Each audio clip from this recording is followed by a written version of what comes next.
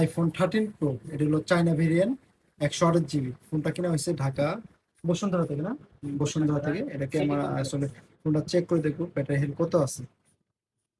এটার battery health আছে, যদি আমরা স্ক্রল করে দেখি, 91% ব্যাটারি হেলথ, একদম ফুল ফ্রেশ কন্ডিশন।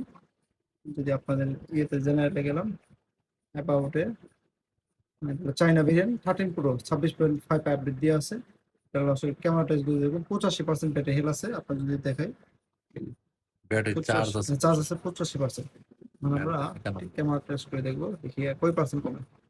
600 ছবি তুলে দেখবো, একটা না, এখন একটা না 600 ছবি তুলে দেখবো, দেখি কত পার্সেন্ট কমে। আইফোন 13 প্রো হলো চাইনা ভেরিয়েন্ট একটা ফোন। ফোনটা নেওয়া হচ্ছে 2 দিন হলো, না 2 দিন হয়েছে ফোনটা নেওয়া হয়েছে। আমরা চেক করে দেখবো এই 600 ছবি তুলতে কত পার্সেন্ট ব্যাটারি হেলথ কমে। যদি দেখি স্বাভাবিক 1-2 থেকে 3% কমা, তাহলে স্বাভাবিক।